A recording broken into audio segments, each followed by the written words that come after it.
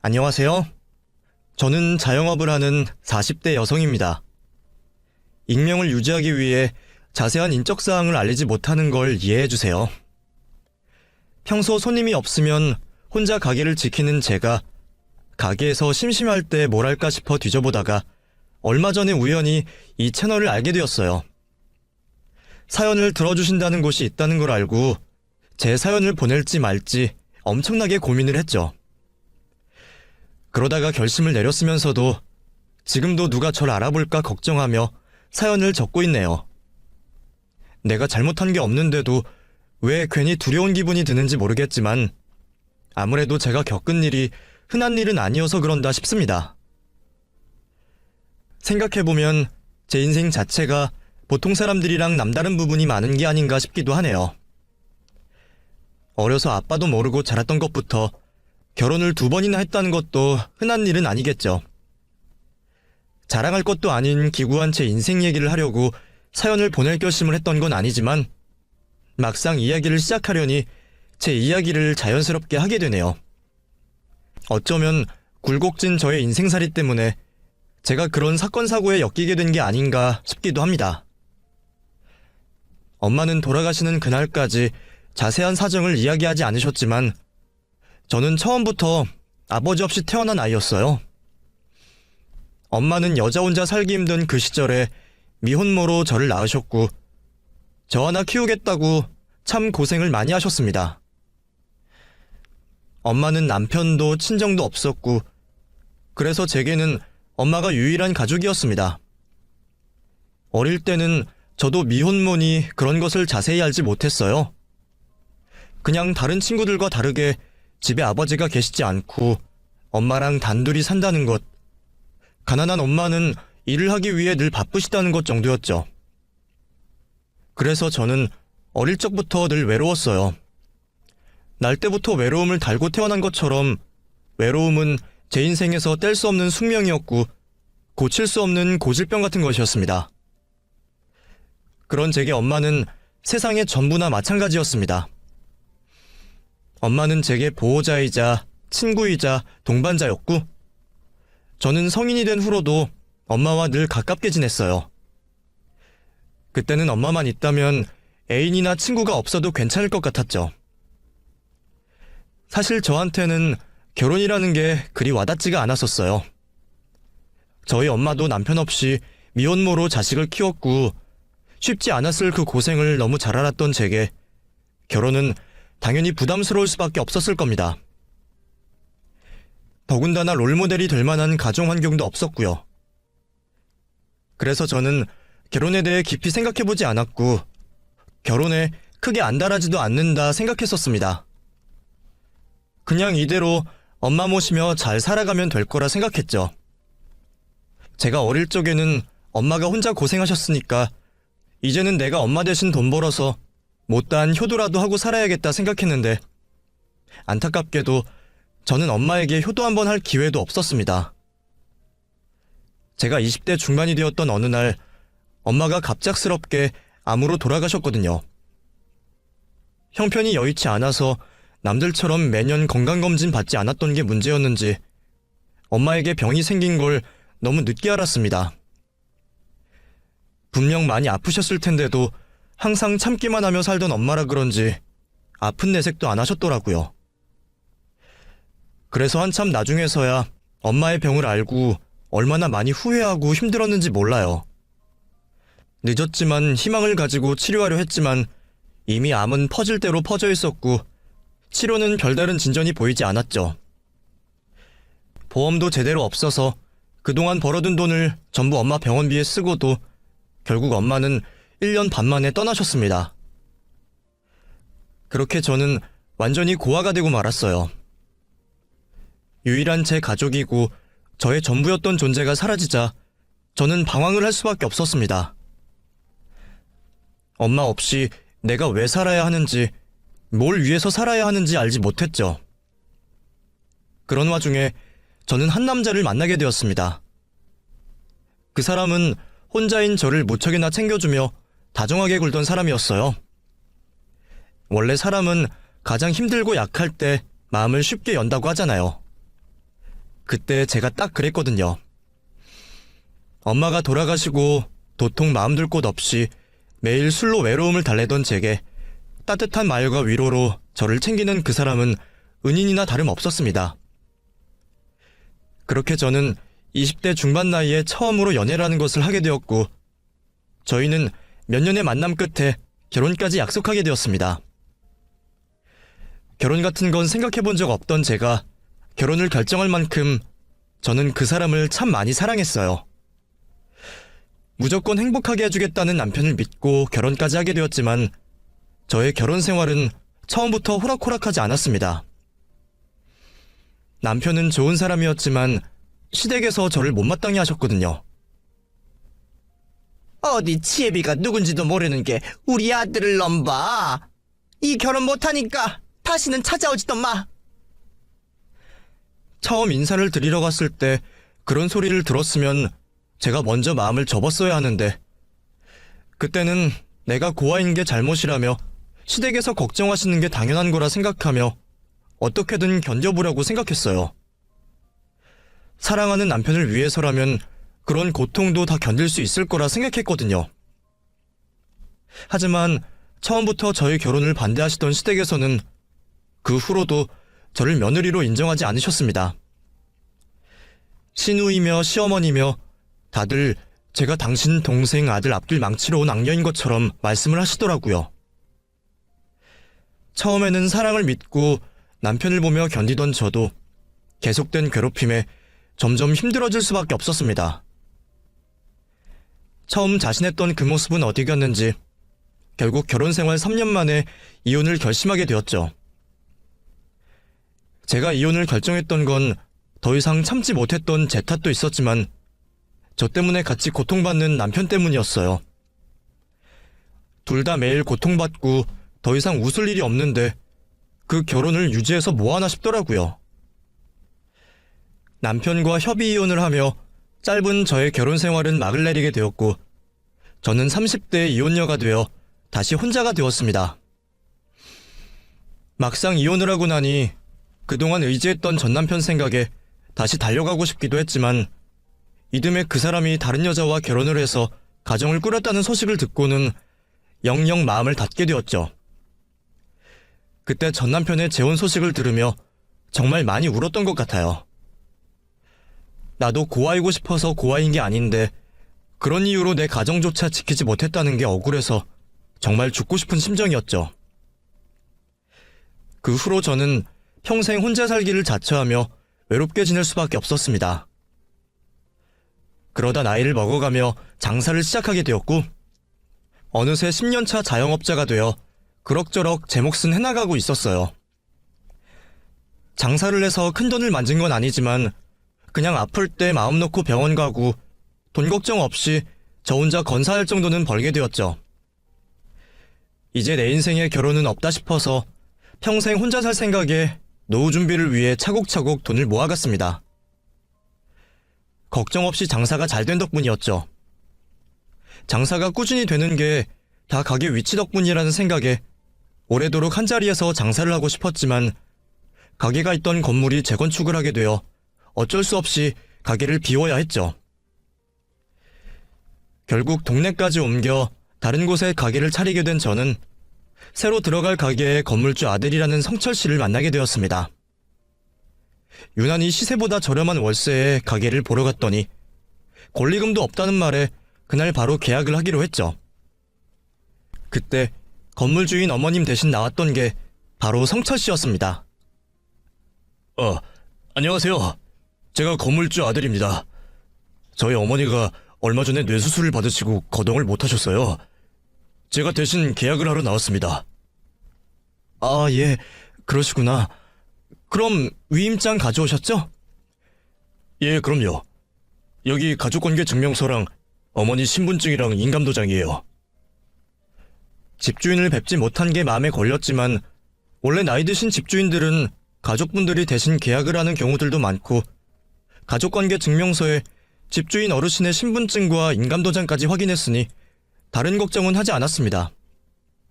그렇게 저는 아드님과 가게 계약을 하게 되었고, 그 후로도 어머니 대신 건물 관리를 하는 성철 씨와 오며 가며 인사를 나누게 되었어요. 직장은 따로 있지만 바쁜 와중에도 아픈 어머니 대신 건물 관리를 한다는 성철 씨는 정말 좋은 아들 같았습니다. 퇴근하고 오는 건지 늦은 시간에도 와서 열심히 청소하고 시설물을 챙기며 일을 참 열심히 하더라고요. 건물 관리비도 받지 않고 직접 청소를 하신다는 게 저희 세입자 입장에서는 감사한 일이기도 했죠. 괜히 청소비 명목으로 5만 원, 10만 원씩 받아가는 건물주들도 많거든요. 세입자들에게는 그런 것 하나하나가 부담일 수밖에 없으니까요. 그것만으로도 감사했는데 얼마 뒤에는 성철 씨가 세입자들에게 월세를 할인해주겠다고 하는 겁니다. 그때가 하필이면 코로나가 막 시작되며 거리두기를 하던 시기라서 거리에 손님들이 없었거든요. 코로나가 얼마나 오래 갈지 모르지만 다들 힘내서 이겨보자고요. 그래서 이번 달 월세는 절반만 받겠습니다. 그 일 때문인지 저는 그 후로 성철 씨를 무척 좋게 보게 되었습니다. 그리고 언젠가부터 성철 씨와 가까워지게 되었죠. 성철 씨나 저나 둘 다 오래전 이혼을 하고 혼자 지내고 있었고 나이도 엇비슷해서 비슷한 점이 많았어요. 성철 씨가 건물 청소를 하러 올 때면 제가 감사한 마음에 음료수 하나씩 챙겨드리다 보니 어쩌다 가까워지게 되었죠. 그런데 저희가 제대로 연애를 시작하기도 전부터 성철 씨가 자꾸 결혼 얘기를 꺼내더라고요. 사실 저도 결혼 같은 건 생각이 없었는데 나이가 먹을수록 자꾸 외로워지는 것 같아요. 그래서 이제는 마음 맞는 사람이 옆에 있었으면 좋겠네요. 그 전까지는 결혼 생활은 한 번이면 족하다 싶어 재혼 같은 건 생각해 본 적이 없었는데 그 말을 듣는 순간 저도 모르게 그 말에 공감했던 저는 사실은 저도 무척이나 외로웠다는 것을 깨닫게 되었습니다. 애써 혼자여야 한다고 되뇌이면서도 저도 사람의 온기가 늘 그리웠거든요. 어쩌면 그래서 계속 장사를 하고 있는 건지도 모른다 싶었어요. 손님이라도 만나야 외로움이 달래지다 보니 제가 돈을 벌려고 하는 게 아니라 사람이 좋아서 가게를 여는구나 싶었죠. 그래서 눈이 오던 비가 오던 쉬지 않고 가게 문을 열어놓고 손님을 기다렸던 겁니다. 그런 저처럼 외롭다던 성철 씨는 제게 진지하게 마음을 고백해왔습니다. 그렇게 저희들은 결혼을 전제로 만남을 시작하게 되었고 만남을 시작한 지 몇 달 만에 성철 씨의 누님까지 만나게 되었어요. 요양보호사로 일하신다는 성철 씨의 누님은 보자마자 저를 반겨주시며 저를 친동생처럼 대해주셨죠. 어서 와요. 내가 그동안 현주 씨가 많이 보고 싶었는데 이렇게 보게 되네? 우리 성철이 아껴줘서 너무 고마워요. 얘가 현주 씨 만나고 많이 좋아져서 나도 얼마나 다행인지 몰라요. 혹시나 과거의 일처럼 내가 고아라서 싫어하시면 어쩌나 걱정했는데 저를 너무 반기셔서 감사하다 싶었습니다. 내가 살면서 누군가에게 환영을 받는 일이 있기나 했었는지 솔직히 그때는 제가 누군가에게 사랑받고 환영받는다는 게 너무 행복하더라고요. 그래서 저는 더 고민이 되었어요. 재혼을 하고 싶으면서도 또 결혼 생활이 나쁘게 끝날까봐 결정이 쉽지 않았죠. 그런데 그런 저를 성철 씨 누님이 설득하시더라고요. 그 당시 제가 살던 전셋집이 만기가 되어 비워줘야 했는데 성철 씨가 그 일을 누님에게 전하며 누님이 혼자서 저를 찾아오셨더라고요. 누님은 저희가 정말 결혼하기를 바라시는지 시집살이는 걱정 말라며 저를 붙잡으셨죠. 집 알아봐야 한다며. 그러지 말고 이참에 둘이 살림 합치는 건 어때? 어차피 코로나 때문에 당장 식은 못 올릴 건데 살아보는 것도 나쁘지 않잖아. 혹시 나랑 엄마가 한 집에 있는 게 불편해서 그래? 아니요, 그런 게 아니라 제가 아직 결혼에 확신이 없어서요. 한 번 실패를 해서 그런가 걱정이 먼저 드네요. 그때는 시댁 식구들이 괴롭혀서 그런 거라며. 우리 집으로 오면 다들 환영만 해줄 텐데 뭐가 걱정이야? 성철이가 못하는 것도 아니고 나도 올케 같은 사람이 우리 성철이 옆에 있어주면 고맙지. 엄마나 나는 그런 사람들이랑 다르니까 걱정하지 마. 그리고 엄마는 어차피 누워만 계신데 뭐. 신우이까지 그렇게 나오니 제가 계속 거절만 하기 어렵더라고요. 이혼한 지도 벌써 10수년이 지났고 시댁 식구들도 저를 반겨주시니 나도 이제는 좀 행복해질 수 있을까 싶은 기대에 저는 결국 성철 씨와 결혼을 약속하게 되었습니다. 시기가 시기인데다가 저희 둘 다 결혼이 처음이 아니다 보니 결혼식은 따로 하지 않고 혼인신고만 하기로 했어요. 어차피 고아인 제 입장에서는 그 편이 나았죠. 거기다가 시어머님이 수술받고 와병 생활을 하시던 중이라 당분간은 분가도 하지 않고 시누이와 시어머니와 한 집에서 살기로 했습니다.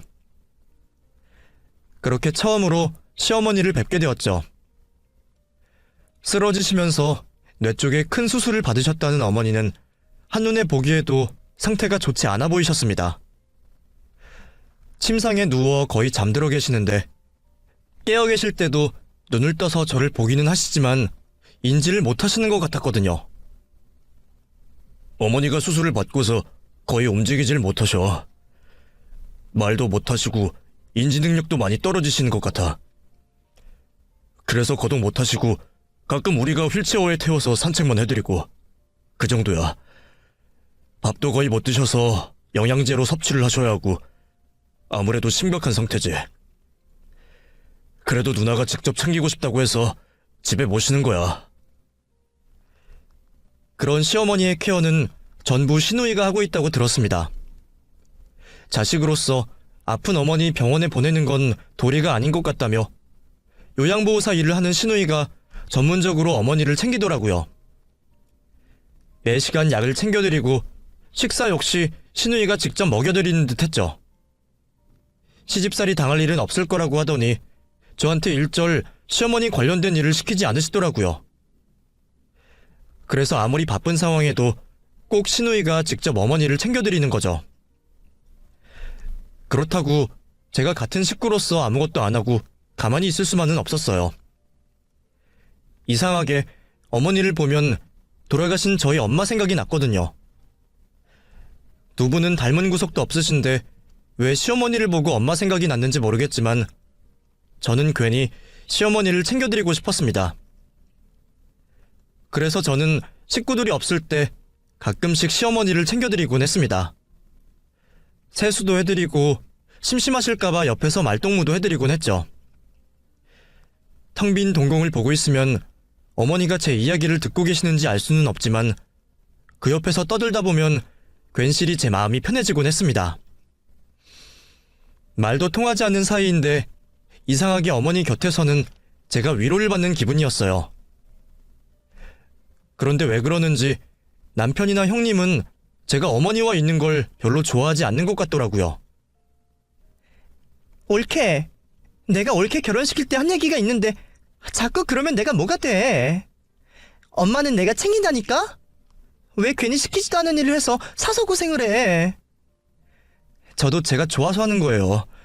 저 정말 괜찮아요.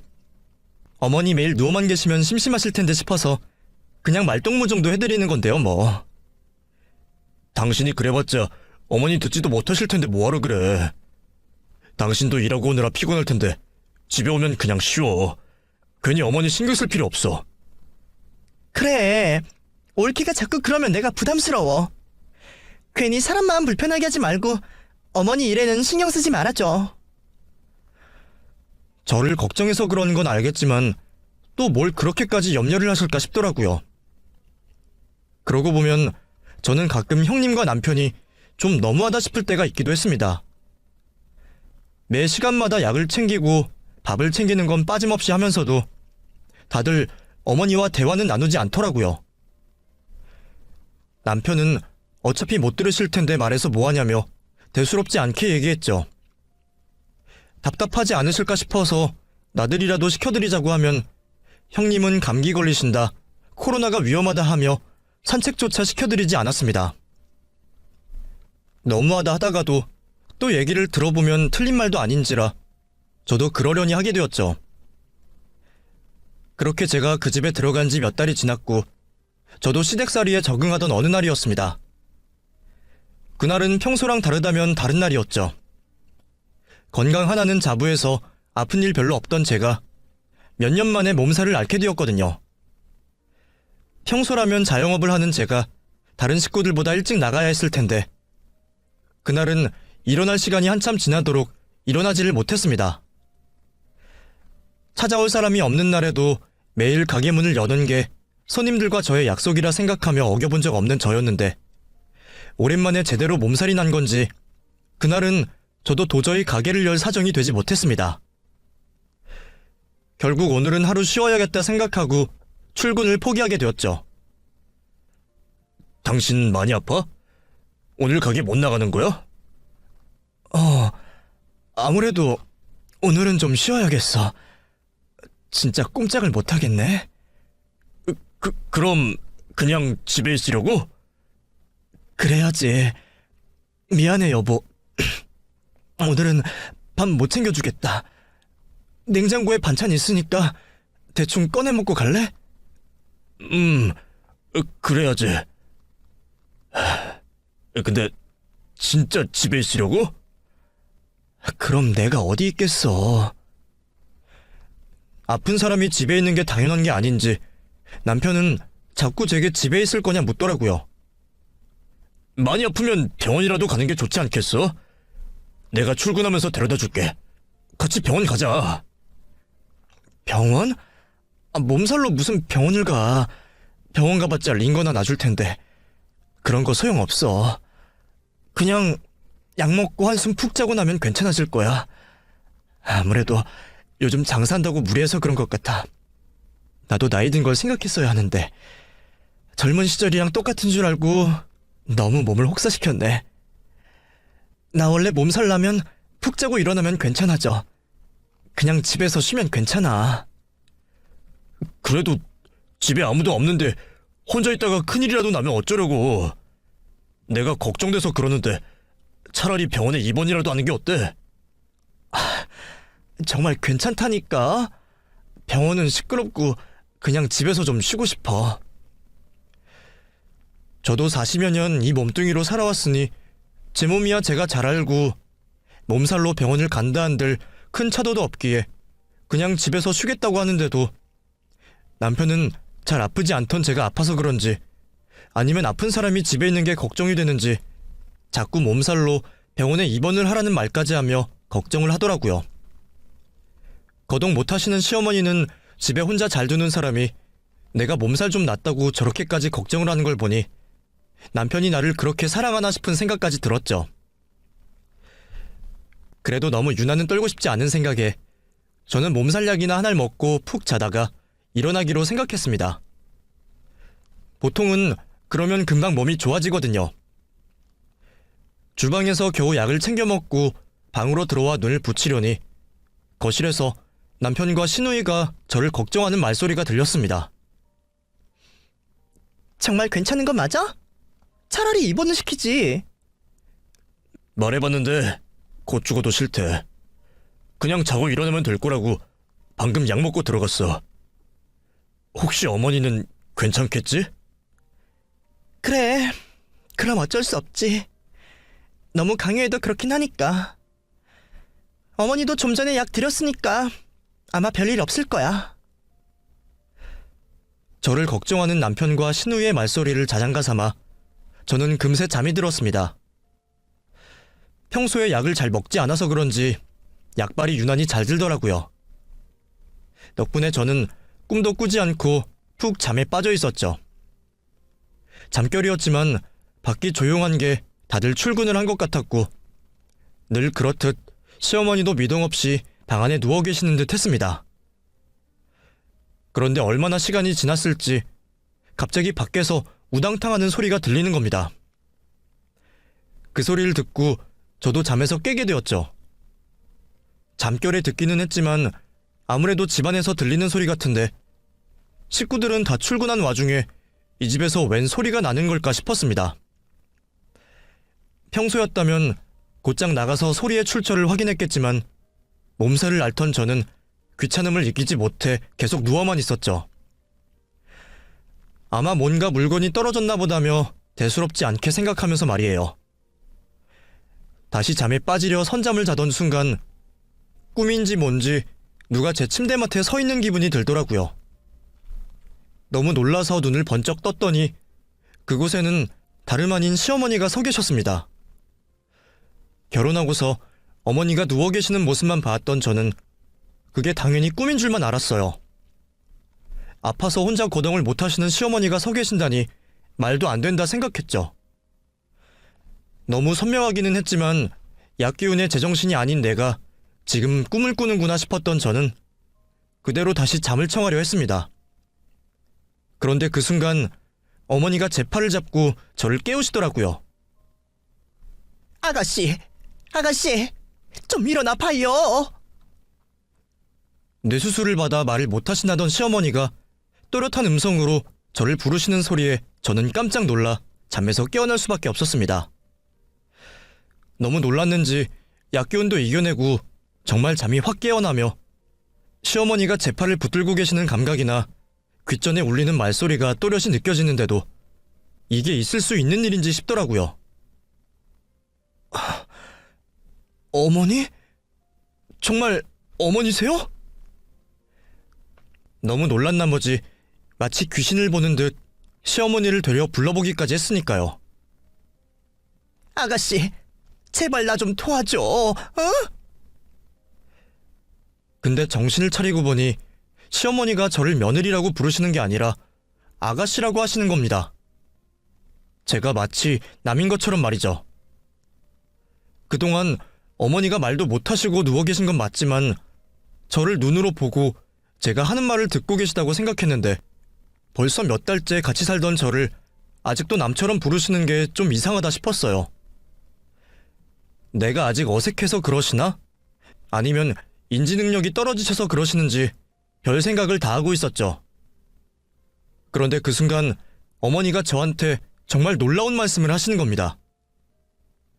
아가씨, 놀라지 말고 들어요. 나 멀쩡해요. 나 말 못하고 아픈 사람 아니야. 어머니? 그게 무슨 말씀이세요? 어머니, 저 아가씨 아니고 며느리예요. 막내 아드님이랑 결혼한 며느리요.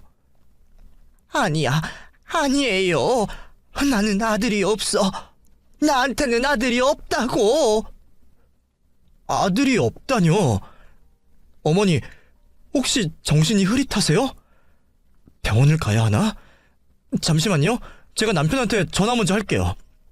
안 돼. 그놈들한테 전화하면 안 돼. 제발 내 말 좀 들어줘요. 아가씨 아니면 나 도와줄 사람이 없어서 그래. 나 미친 거 아니고 정신이 이상한 것도 아니에요. 내가 정말 사정할 테니까 사람 하나 살리는 셈 치고 내 말 좀 믿어주면 안 될까? 그때까지도 저는 시어머니에게 뭔가 문제가 있을 거라고만 생각했지 어머니가 하시는 말씀을 다 믿지는 않았습니다.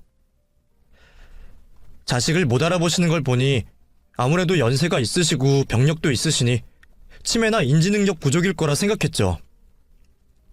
그래서 하시는 말을 믿지는 않았지만 시어머니의 부탁이시니 들어드릴 수밖에 없었습니다. 당장 큰일이 나지 않으면 급하게 병원으로 모시고 가지 않아도 괜찮을 거라 생각했거든요. 그래서 묵묵히 시어머니 말씀을 들어드리게 되었던 저는 너무나 충격적인 진실을 마주하며 두려움에 이성을 잃을 수밖에 없었습니다. 잘 들어요. 나는 자식이 없어. 딸이 하나 있기는 했는데 걔는 오래전에 죽었어. 지금 이 집에서 내 아들, 딸 행세하는 그것들은 내가 낳은 자식이 아니에요. 내 딸 행세를 하는 그 여자는 나 돌봐주러 왔던 요양보호사야.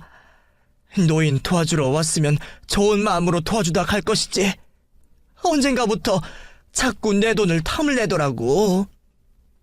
내가 돈 좀 있고 자식 없이 혼자 사는 노인인 걸 알고는 나를 꼼짝 못하게 만들고 내 재산을 챙겨가려고 그러는 거지. 그래서 언젠가부터 자기가 내 양딸 하겠다고 엄마 그러더니 어느 날 갑자기 날더러 자기를 친딸로 입양을 해달라 그러는 거야. 자기가 내 죽은 딸 대신에 자식 노릇하겠다고 말이야. 근데 내가 설마 그 속을 모르겠어? 이것이 내 재산 빼돌릴 생각에 저러는구나 싶어서 그건 못해주겠다 그랬지. 양딸이면 그냥 마음만 딸로 지내면 되지 왜 굳이 입양까지 하느냐고. 그래서 처음에는 나를 살살 구슬려서 설득을 하려고 하더니 내가 회유가 안 되니까 안 되겠다 싶었나 봐. 내가 맨정신으로 입양을 안 해주겠다 싶으니까 결국 나를 협박해서 자기 동생이랑 우리 집에 쳐들어와서는 나를 이 꼴로 만들어 놓은 거예요. 자기를 입양할 때까지 꼼짝 못하게 하겠다 이거지. 그것들이 내가 늙어서 가족 없이 혼자라고 만만하게 보고 이런 것 같은데 내가 몸은 안 따라줘도 멀쩡한 정신으로 어떻게 그놈들 말을 들어주겠어요. 차라리 내가 치매 환자거나 했으면 이럴 필요도 없었을 텐데 내가 정신 멀쩡해서 자기들 뜻대로 안 해주니까 이렇게 한 거예요. 처음에는 우리 집에서 나를 묶어놓고 협박을 하더니 언젠가부터는 무슨 약을 먹이더니 그걸 먹고 나면 내가 하루 종일 정신도 못 차리고 말도 못 하겠더라고.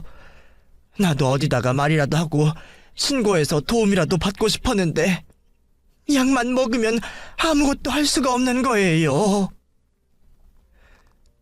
어머니가 말씀하신 이야기는 너무 끔찍해서 차마 믿고 싶지 않은 이야기였지만 말씀하시는 내내 눈물을 흘리시며 진정성 있게 얘기하시는 어머니 때문에 저는 그 말을 믿을 수밖에 없었어요. 사실 저도 남편과 시누이와 같이 살면서 문득 이상한 느낌을 받은 적이 있었기에 그 말을 쉽게 넘길 수가 없었죠. 하지만 제 입장에서는 설마 사람이 그런 짓을 할 수 있을까 싶더라고요. 그동안 아들 노릇하며 건물 관리까지 하던 사람이 말이에요. 그 말이 맞다면 저 역시 어머니처럼 그 사람들에게 감쪽같이 속은 것이기에 더 무서울 수밖에 없었습니다. 그리고 그제서야 제가 자기들 없이 집에 남는 것을 걱정하던 시누이와 남편의 태도가 무슨 의미였는지 깨닫게 되었죠. 몇 번이고 병원 이야기를 꺼내며 저를 걱정하던 남편은 절 걱정한 게 아니라 제가 어머니와 단둘이 남게 되는 걸 걱정한 거였습니다. 혹시나 이런 상황이 벌어져서 자기들의 범죄 행각이 탄로날까 두려웠던 거겠죠. 저를 만만히 생각했는지 이런 일을 예상하지 못하고 안심을 하고 저를 두고 나간 것이 저희에게는 천만다행이었지만 저는 그동안 약을 드시고 누워만 계시는 어머니가 어떻게 깨어나서 저한테 말씀을 하실 수 있는지 의문이었습니다. 어머니 말씀대로라면 시누이가 매일 먹이는 약 때문에 꼼짝을 못하셨다는 건데 평소 어머니 약이라면 남의 손 거치는 법 없이 꼭 자기 손으로 먹이던 시누이가 그 일을 까먹었을 리는 없었거든요. 그럼 어머니 지금은 어떻게 일어나신 거예요? 그 약을 안 드신 거예요? 아니야. 매번 억지로 먹여서 안 먹을 수는 없었어. 오늘 아침에도 분명 그 여자가 나한테 약을 먹였는데 몰라. 평소랑 다르게 이상하게 잠이 오더니 조금 있으니까 눈이 떠지고 몸이 움직여지더라고. 그 순간 저는 주방으로 달려가 약을 확인하게 되었습니다. 시누이가 늘 손 닿는 곳에 두던 약들을 확인했죠. 그리고 저는 그곳에서 제가 아침에 먹은 몸살 약통을 보게 되었습니다. 하필이면 두 약통 모두 평범한 작은 약통에 소분되어 있어서 라벨도 없이 두 개가 비슷해 보였거든요. 안에 들어있는 알약도 자세히 보면 다르지만 얼핏 보기에는 똑같아 보였습니다. 제가 아침에 몸살약을 찾아 먹고 약통을 식탁 위에 올려놓고 갔는데 아무래도 시누이가 그 약통을 자기가 꺼내둔 거라 착각을 했는지 어머니에게 평소 드시던 약이 아닌 제 몸살약을 건넨 듯 했어요. 그래서 어머니 역시 평소와 다르게 약을 드시고 푹 잠드셨고 일어나니 몸이 개운해지며 평소와 달리 거동도 하시고 말씀도 할 수 있으셨겠죠. 어머니의 말씀과 물증까지 확보한 저는 집에 있던 약통들을 챙겨 그 길로 어머니를 모시고 집을 나설 수밖에 없었습니다. 벌써 오후 시간이 되었으니 곧 그 사람들이 집에 들이닥칠지 모르는데 이러다가 들키면 우리 둘 다 요절이 나겠다 싶어서 짐도 챙기지 못하고 한시급히 그 집을 벗어날 수밖에 없었죠. 어머니 집에서 어머니가 도망을 가야 하는 게 기가 막혔지만 우선은 나가서 누구에게라도 도움을 구하는 게 맞는 일이라 생각했습니다. 그렇게 저는 오랜만에 거동을 하셔서 잘 움직이지 못하시는 어머니를 휠체어에 태운 채 그 길로 곧장 경찰서로 향하게 되었어요. 제가 경찰서에 도착해서 횡설수설 떠들자 경찰들은 제 말을 알아듣지 못했습니다. 그러니까 어머니가 저희 시어머니가 아니고 제 남편이 이분 아들이 아니라고요. 아니, 모르는 사람들이 자식 행사하면서 이분 집에서 살고 있었다니까요? 저도 아무것도 모르고 속아서 그 집에서 며느리 노릇하고 있었고요. 예? 그러니까 며느리이신데 며느리가 아니고 이분이 시어머니가 아니라고요? 근데 결혼해서 여태 모시고 살았다고요? 그게 무슨 말이에요? 그때는 무서워서 이성이 거의 마비된 상태라 저도 하고 싶은 말이 제대로 나오지 않더라고요. 결국 눈물만 한참 흘리다가 겨우 진정해서야 말을 이어가게 되었습니다. 저는 제가 어머니께 전해들은 이야기와 그동안 제가 수상하게 생각했던 것들과 정체불명의 약까지 경찰들에게 보여주며 하나하나 설명을 하기 시작했어요. 옆에서 어머니가 같이 거들어주셔서 더 도움이 되었죠. 그제서야 경찰들도 어머니와 저의 신원을 조회했고 어머니에게 자식이 없다는 걸 알게 되었습니다. 저도 설마 했지만 진짜로 어머니에게 자식이 없다는 걸 확인받게 되니 끔찍한 기분이었어요. 내 남편이었던 사람이 정말 나쁜 놈이었다는 걸 확인하게 되었으니까요. 처음에 제가 갔던 곳은 동네 치안센터였는데 거기 경찰들이 듣기에도 저희 얘기가 강력사건이다 싶었던지 저와 어머니를 더 큰 경찰서로 데려다 주었습니다. 그리고 저는 그곳에서 형사님을 만나 제대로 도움을 받을 수 있었죠. 그래도 형사님들이라 이런 사건들을 접해보셔서 그런지 저와 어머니가 횡설수설하는데도 이해를 잘 하시더라고요. 그리고 저는 그곳에서 이런 일이 비단 저희의 일만이 아니라는 걸 듣게 되었습니다. 세상에는 유산 물려줄 자식 하나 없이 혼자 늙어가는 노인들의 돈을 눈먼 돈이라 생각하는 사람들이 꽤 많다는 걸 말이죠. 그래도 이분은 다행히 도와줄 분이 계셨네요. 보통은 치매 노인들이나 혼자 고립되신 분들이라 도움받을 길 없이 피해를 당하고도 피해 구제를 못 받으시는 분들도 많으시거든요. 먼 친척이라도 있으면 나중에라도 신고돼서 범죄가 드러나는데 진짜 혼자이신 분들은 신고도 못하고 돌아가시는 분들도 계실 거예요. 그것도 저희는 결국 알 수가 없잖아요. 근데 이렇게 도와주시는 분이 계셔서 참 다행인 거죠. 심지어 사실을 알게 되었다고 다 신고하지도 않아요. 보통은 공범이 되기를 택하거든요. 근데 도와주러 같이 오셨으니 정말 좋은 일 하신 겁니다. 저는 그 말에도 너무 놀랐습니다. 세상이 그렇게나 각박한 건지 보통은 주변 사람들이 그런 범죄를 알게 되어도 말하지 않고 넘어가는 일들이 많다는 거예요. 자기 지인이나 가족이 그런 범죄에 가담한 걸 보더라도 신고를 해서 피해자를 돕기보다 공범이 되어 같이 눈먼 돈을 탐낸다는 거죠. 아무리 세상이 돈으로 굴러가고 점점 물질 만능주의가 되어간다 하지만 같은 사람들끼리 어쩌면 그럴까 싶더라고요. 특히나 자기 부모님 뻘 되는 분들한테 말이죠. 그 사람들은 부모도 없이 혼자 태어난 사람들인지 얘기를 들은 저는 사람들이 너무 무서웠습니다. 피해자를 돕는 게 당연하다 생각했던 저는 그 후로도 제가 어머니를 돕는다고 생각하지 않고 당연한 일이라 생각하며 어머니의 구제를 도왔습니다. 경찰들은 저희들이 보호받으며 지낼 수 있는 임시거처를 마련해 주었고 저와 어머니는 한동안 그곳에서 지내게 되었어요. 집으로 돌아가도 되지만 어머니가 그런 사람들과 살던 집으로 돌아가기 두려워하셨거든요. 원래라면 저희도 따로 지내야 하는 게 맞지만 어머니가 혼자가 불안하신지 저와 같이 계시기를 원하시더라고요. 혹시나 저까지 의심하시면 어쩌나 걱정도 했는데 다행히 어머니가 저는 믿어주시는 게 감사했어요. 어머니, 그래도 저 믿어주셔서 감사해요. 저도 어머니 아니었으면 사기꾼 남편한테 속아서 무슨 일을 겪었을지 모르겠네요.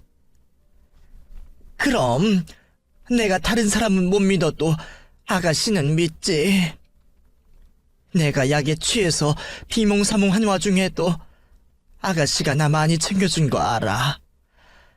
매일 나한테 노래 불러주고 자기 얘기 들려주고 했었잖아.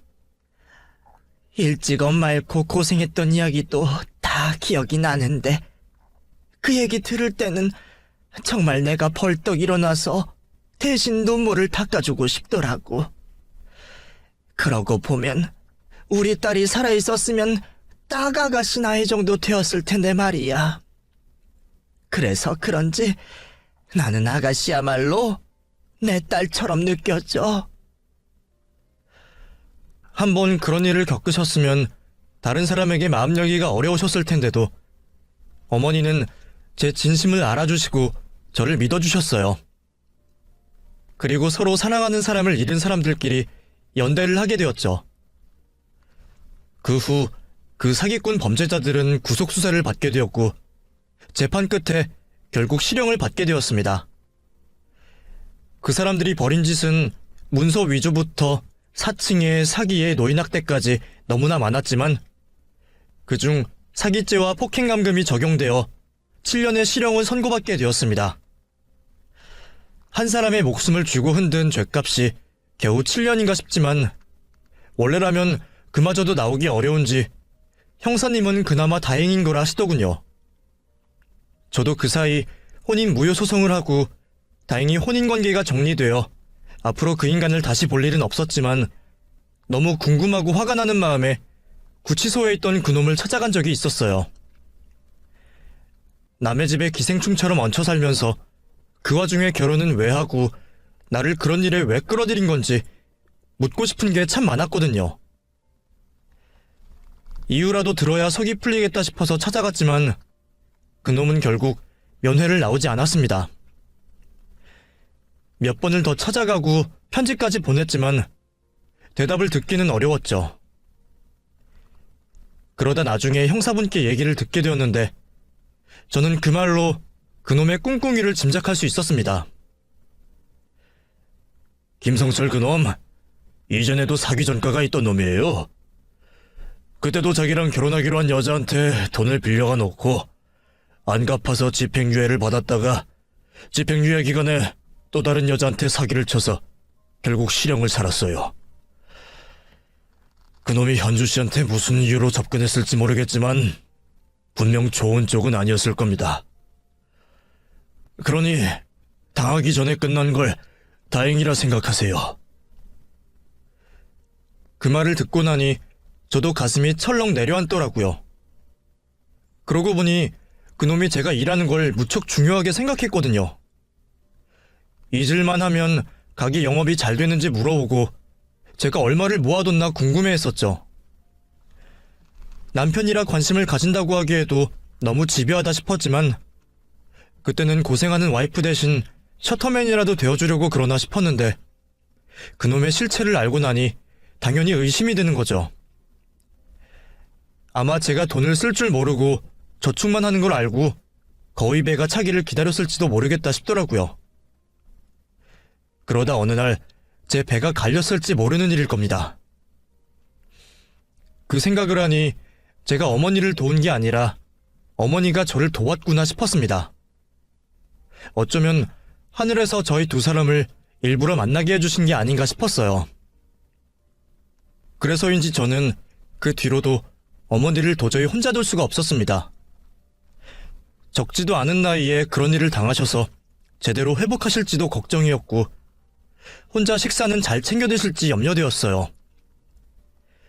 그 인간들이 실형을 확정받고 나서야 집으로 다시 돌아가실 수 있으셨던 어머니는 한동안 정신과 치료를 받으며 무척 힘든 시간을 보내셔야 했습니다. 저는 그런 어머니를 같이 따라다니며 어머니를 도와드렸죠. 어머니, 오늘은 상담 잘 받으셨어요? 좀 어떠세요? 그래도 누구한테 털어놓고 말하니까 좋아. 내가 바보라서 당한 게 아니라고 해주니까 위안도 되고. 그나저나 자기가 나 때문에 너무 고생 아니야? 우리가 어쩌다 이렇게 인연이 되기는 했지만 사실 아무 사이도 아닌데 재판까지 도와준 건 고마운데 언제까지 나를 쫓아다니면서 도우려고. 자기도 자기 할 일 하고 해야지. 어머니, 혹시 제가 자꾸 찾아오는 게 불편하세요? 옛날 일 때문에요? 아니, 그런 건 아니야. 나도 자기가 와주면 좋지. 혼자 사는 노인네 낙이 뭐 있다고. 솔직히 고마워. 근데 미안해서 그렇지. 그놈들한테 피해본 게 나만 아닌데. 저도 그래서 오는 거예요. 저보다는 어머니가 더 고생하셨지만 사실 저도 힘들었잖아요. 근데 이런 얘기를 어디 가서 할 수 있겠어요. 더군다나 저는 가족도 없잖아요. 엄마도 일찍 돌아가셨고 그런 일이 있어서 이제는 남편이라고 할 사람도 없고요. 근데 어머니는 제 사정 다 알고 계시고 우리끼리는 이런 얘기 할 수 있으니까 그래서 저도 어머니랑 있다 보면 마음이 편해서 자꾸 오는 거예요. 어차피 가게 닫으면 할 일도 없고요. 그럼 나야 고맙지. 그래, 우리끼리 서로 돕고 살아야지. 누가 우리를 이해해주겠어? 자네가 그래서 그런지 나도 자꾸 자네를 의지하게 되네. 사실 저는 한동안 어머니와 거리를 두려고 했습니다. 걱정스러운 마음에 집에 찾아가서 식사 챙겨드리고 병원에 상담 오가실 때마다 제 차로 태워드리곤 했었지만 그 이상은 하지 않으려고 했거든요. 모르는 사람들한테 그런 일을 겪으신 분이니 제가 너무 친근하게 구는 것도 좋지 않을 것 같아서요. 그 여자도 어머니에게 자기가 딸처럼 굴겠다고 뱀처럼 다가왔었을 텐데 제가 비슷한 사람이 되고 싶지는 않았어요. 그런데 어머니는 저한테 아기가 없다는 걸 아시는지 제가 하는 말은 다 믿어주시는 겁니다. 그게 얼마나 감사하던지 저도 어머니를 더 챙길 수밖에 없었죠. 그러다 보니 저희는 어쩔 수 없이 서로를 의지할 수밖에 없었습니다. 어머니도 일찍이 따님 잃으시고 쭉 혼자 계셨고 저도 엄마 잃고 엄마의 빈자리를 그리워한 지 오래였기에 저희는 서로에게 딱 알맞은 가족이 되어줄 수 있었죠. 그래서 저는 저를 곁에 두고 싶어 하시는 어머니의 뜻대로 어머니를 양어머니로 모시며 제가 엄마에게 해드리지 못했던 효도를 대신할 생각입니다. 그리고 앞으로도 진심을 다해 어머니를 보살필 거예요. 이런 범죄들이 횡행한 와중에 저라도 어머니를 지켜드려야 하니까요. 그럼 저희 모녀를 응원해 주시기를 바라며 제 이야기를 마치겠습니다. 감사합니다.